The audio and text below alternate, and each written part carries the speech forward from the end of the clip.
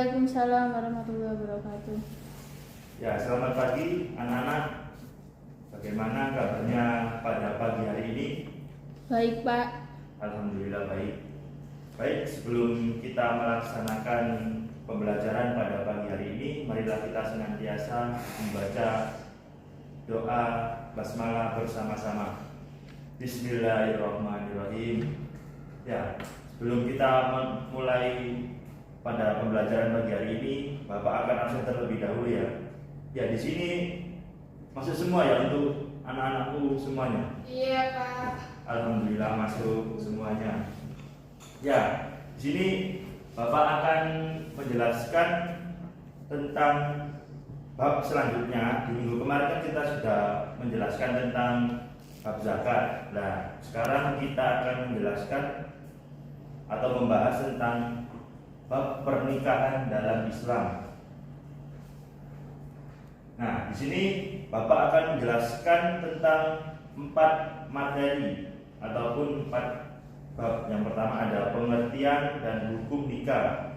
Yang kedua ada persiapan pelaksanaan pernikahan, dan yang ketiga ada prinsip kafah dalam pernikahan, dan yang keempat ada syarat dan rukun nikah.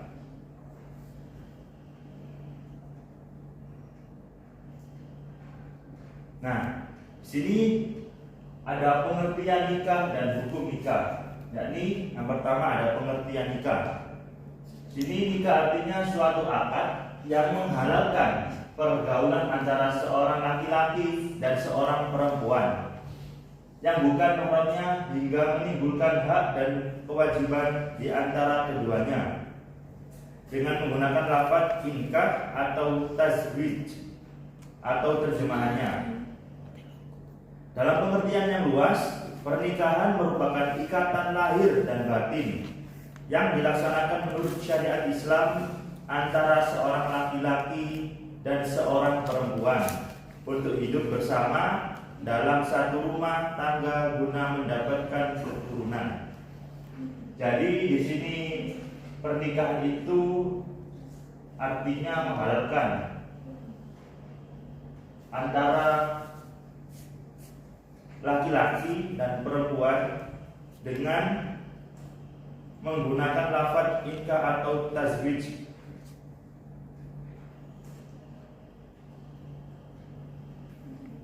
Nah, yang selanjutnya ada hukum nikah. Sini pernikahan merupakan perkara yang diperintahkan oleh syariat Islam demi terwujudnya kebahagiaan di dunia maupun kebahagiaan di akhirat. Allah berfirman dalam surat An-Nisa ayat 3 yang berbunyi, A'udzubillahi minasyaitonirrajim, wa in khiftum alla tuqsitu fil yatama fankihu ma qabalakum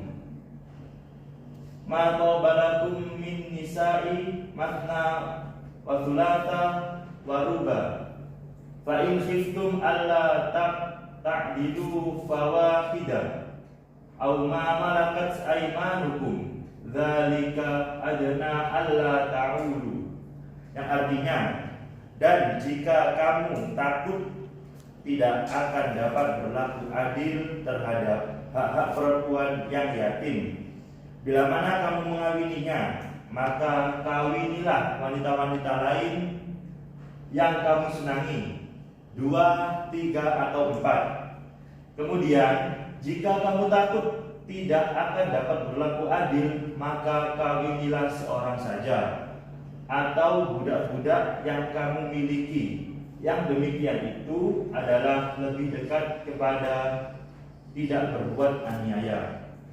Ya, jadi maksud ayat ini dijelaskan itu untuk apa? Seorang laki-laki. Jikalau ada seorang laki-laki yang mampu atau bisa berbuat adil terhadap seseorang perempuan, dia bisa menikahi 2, 3, atau 4. Ataupun jikalau ada seorang laki-laki yang tidak mampu berbuat adil, maka di sini dijelaskan maka kawinilah seorang perempuan saja. Takutnya kalau misal ada seorang laki-laki yang tidak bisa berbuat adil, nantinya kasihan si perempuan yang sudah dikawininya. Lanjut. Nah, di sini ada jumhur ulama menetapkan hukum menikah menjadi 5. Yang mungkin dari Mbak Azza bisa membacakan yang pertama. Baik Pak. Yang pertama, A. Wajib.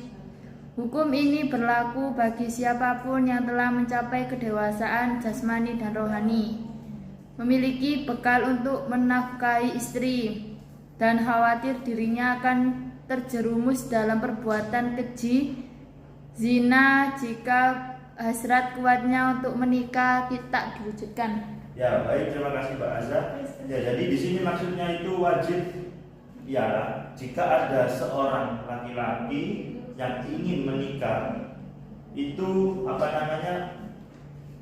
kedewasaannya, jasmaninya dan rohaninya itu sudah kuat, maka beliau wajib bisa menikahi seorang perempuan. Nah, takutnya nanti kalau semisal itu tidak dilaksanakan, bisa nantinya itu dari pihak laki-laki itu akan terjerumus dari perbuatan keji atau zina. Maka segera mungkin dari pihak laki-laki bisa menikahi atau bisa memilih pasangan yang ia akan menikahi tersebut. Dan yang kedua ada sunnah. Sunnah di sini hukum berlaku bagi seseorang yang memiliki bekal untuk hidup berkeluarga, mampu secara jasmani dan rohani untuk menyongsong kehidupan berumah tangga, dan dirinya tidak khawatir terjerumus dalam praktik perzinaan atau mukadimahnya, atau hubungan lawan jenis dalam bentuk apapun yang tidak sampai pada praktek perzinaan. Adapun yang ketiga, makruh. Nah, makruh di sini hukum berlaku bagi seseorang yang belum mempunyai bekal untuk menafkahi keluarganya, walaupun dirinya telah siap secara fisik untuk menyongsong kehidupan berumah tangga, dan ia tidak khawatir terjerumus dalam praktek perzinaan hingga datang waktu yang paling tepat untuknya. Jadi di sini makruh itu hukumnya ialah apa? Ada seseorang laki-laki yang belum mempunyai bekal untuk menafkahi keluarganya, tapi secara jasmani dan rohani ia sudah siap untuk menikahi seorang perempuan.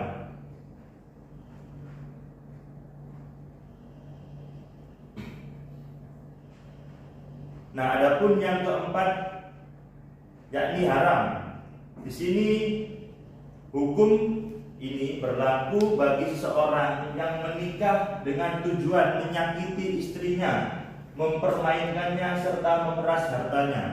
Ya, di sini dimaksudkan hukum haram ini sangat dibenci oleh Allah Subhanahu wa taala. Soalnya kenapa?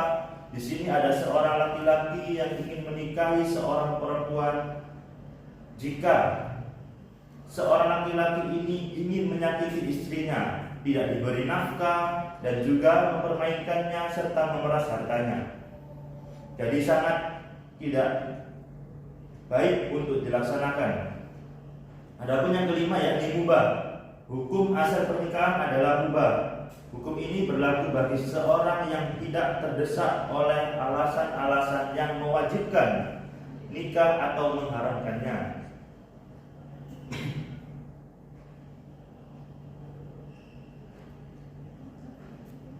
Nah, yang kedua ada persiapan pelaksanaan pernikahan. Yakni yang pertama ada meminang atau khitbah. Khitbah di sini artinya pinangan, yaitu permintaan seorang laki-laki kepada seorang perempuan untuk dijadikan istri dengan cara-cara umum yang sudah berlaku di masyarakat. Yakni khitbah itu artinya pinangan. Jikalau di masyarakat kita ataupun di tempat-tempat kita ada seorang laki-laki yang ingin menikahi seorang perempuan, maka bisa langsung meminta kepada si perempuan. Adapun yang selanjutnya, cara mengajukan pinangan.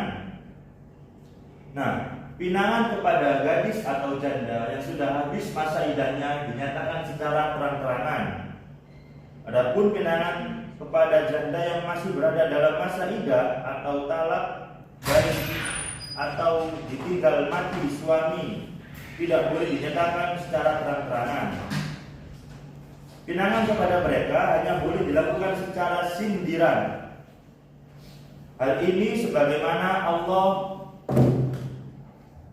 dalam surat Al-Baqarah ayat 235 yang berbunyi, A'udzubillahi minasyaitonirrajim, wala junaha 'alaikum fima arradtum bihi min khitbatin nisa'i aw nantum fi anfusikum, yang artinya, dan tidak ada dosa bagimu meminang perempuan-perempuan itu dengan sindiran atau kamu sembunyikan keinginanmu dalam hati.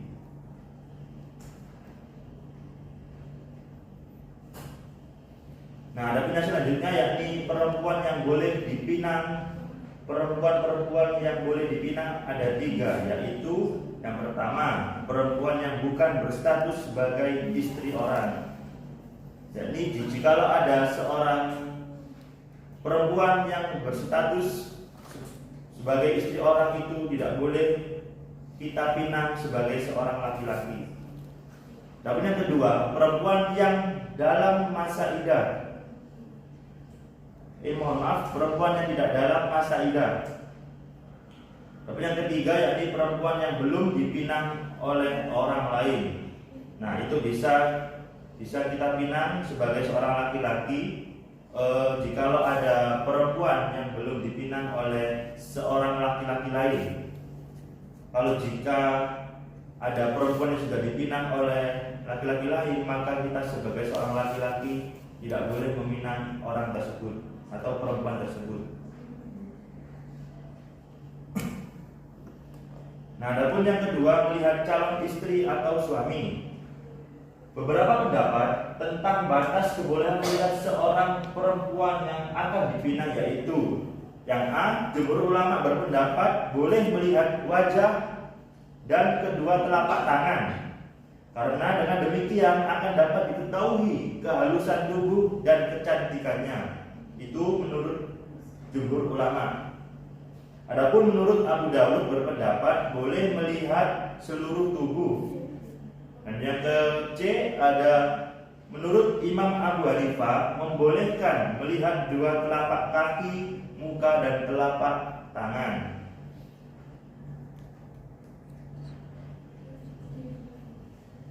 Nah, yang ketiga ada prinsip kafah dalam pernikahan. Yang pertama ada pengertian kafah. Ya, di sini kafah atau kufu artinya kesamaan, kecocokan dan kesetaraan. Dalam konteks pernikahan berarti adanya kesamaan atau kesetaraan antara calon suami dan calon istri dari segi keturunan, status sosial, jabatan, pangkat, agama, akhlak dan harta kekayaan. Ya, jadi di sini kalau semisal kita ingin menikah, sebagai contoh Mbak Aza ingin menikah dengan temannya yang sudah siap untuk dinikahi, laki-laki. Nah, di sini kita bisa melihat atau calon istri atau calon suami bisa dilihat dari segi keturunan itu seperti apa, status sosial, jabatan pangkatnya seperti apa, dan agama atau akhlak seperti apa, dan harta kekayaan itu seperti apa. Bisa kita lihat itu kita sebelum melakukan pernikahan. Adapun yang kedua, hukum kafah. Yakni kafah adalah hak perempuan dari walinya. Jika seorang perempuan rela menikah dengan seorang laki-laki yang tidak sepupu, tetapi walinya tidak rela, maka walinya berhak mengajukan gugatan fasakh atau batal. Demikian pula sebaliknya. Apabila gadis soleha dinikahkan oleh walinya dengan laki-laki yang tidak sepupu dengannya, ia berhak mengajukan gugatan fasakh atau batal. Kafah adalah hak bagi seseorang. Karena itu, jika yang berhak rela tanpa adanya kafah, pernikahan dapat diteruskan. Jadi seperti itu.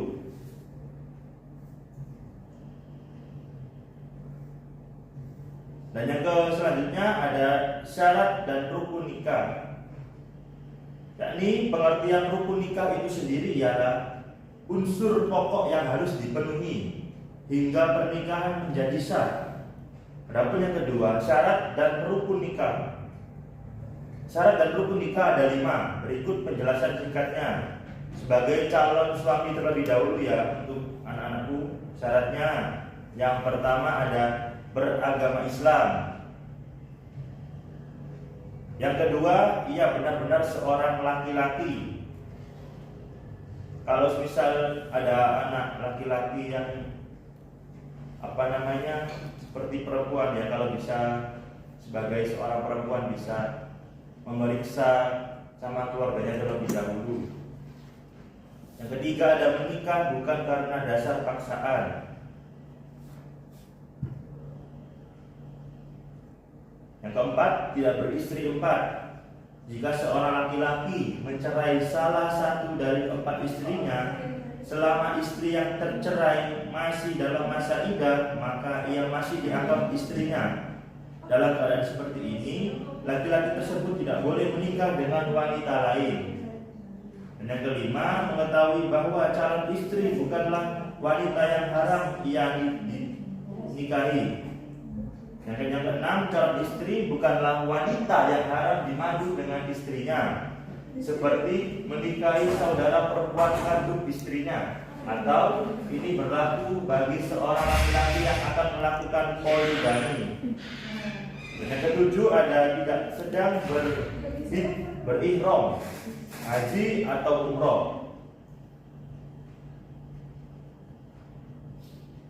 Nah, ini sebagai calon istri ada beberapa syarat. Untuk yang perempuan bisa didengarkan ya. Yang pertama ada beragama Islam. Yang kedua, benar-benar seorang perempuan. Dan yang ketiga, mendapat izin menikah dari walinya. Nah, di sini walinya itu biasanya seperti bapak kandungnya wali. Yang keempat, bukan sebagai istri orang lain, bukan sebagai muttadah atau wanita yang sedang dalam masa iddah. Yang kelima, ada tidak memiliki hubungan mahram dengan calon suaminya. Jikalau ada seorang perempuan yang mahram dengan calon suaminya, maka tidak dibolehkan untuk dinikahkan. Adapun yang keenam, bukan sebagai wanita yang pernah dili'an calon suaminya atau dilaknat suaminya karena tertuduh zina. Yang ketujuh, atas kemauan sendiri tidak tanpa paksaan suatu apapun. Yang kedelapan, tidak sedang ihram haji atau umroh. Nah, selanjutnya ada wali. Syaratnya yang pertama itu laki-laki. Yang kedua, beragama Islam. Dan yang ketiga, balik atau sudah dewasa. Yang keempat, berakal, tidak gila. Dan yang kelima, merdeka, bukan berstatus sebagai hamba sahaya atau budak. Dan yang keenam, adil, bisa bersifat adil. Dan yang ketujuh, tidak sedang ihram haji atau umroh. Adapun yang selanjutnya, 2 orang saksi. Syaratnya yang pertama 2 orang laki-laki, yang kedua beragama Islam, dan yang ketiga dewasa atau balik, merdeka dan adil. Adapun yang keempat, melihat dan mendengarkan, memahami bahasa yang digunakan dalam akad. Yang keenam, tidak sedang mengerjakan ihram haji atau umroh. Dan yang ketujuh, hadir dalam ijab qabul. Tadi itu untuk anak-anakku semuanya.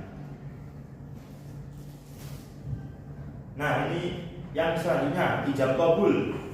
Yakni syaratnya yang pertama, menggunakan kata yang bermakna menikah.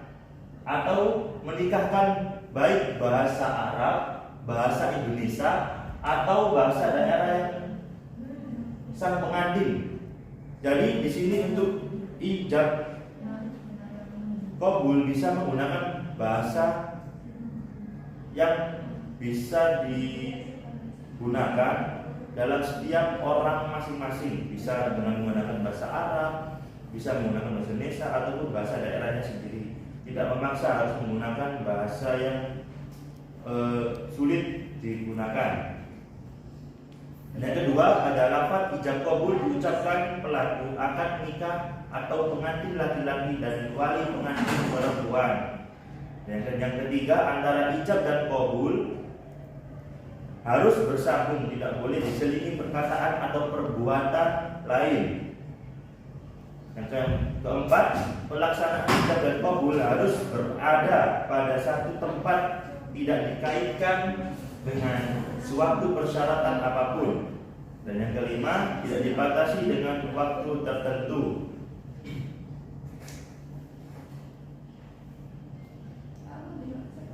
Ya, jadi mungkin itu saja yang bisa Bapak sampaikan. Untuk pertemuan selanjutnya, di sini Bapak akan membentuk sebuah kelompok, yakni nanti dalam tugas ini kita akan bentuk siapa yang jadi pengantin bagi laki-laki atau dari perempuan. Nanti bisa ada yang juga bisa jadi saksi, bisa jadi modelnya juga bisa, dan yang tidak kebagian nanti bisa sebagai tamu undangan dalam resepsi pernikahan, dan juga ada bisa menjadi wali bagi pihak laki-laki ataupun perempuan. Ya, mungkin itu saja dari Bapak. Tugasnya bisa dibentuk untuk kedepannya bagi anak-anakku semuanya, dan jangan lupa untuk selalu menjaga kesehatan, soalnya sekarang musim hujan, bisa dijaga kesehatannya masing-masing. Ya, mungkin itu saja yang bisa Bapak sampaikan. Mari kita tutup pembelajaran pada pagi hari ini yang menjelang siang dengan bacaan hamdalah dan doa kafaratul majelis. Alhamdulillahirabbil alamin. Subhanakallahumma wa bihamdika asyhadu an la ilaha illa anta astaghfiruka wa atubu ilaik. Billahi sabil haq fastabiqul khairat. Wassalamualaikum warahmatullahi wabarakatuh. Waalaikumsalam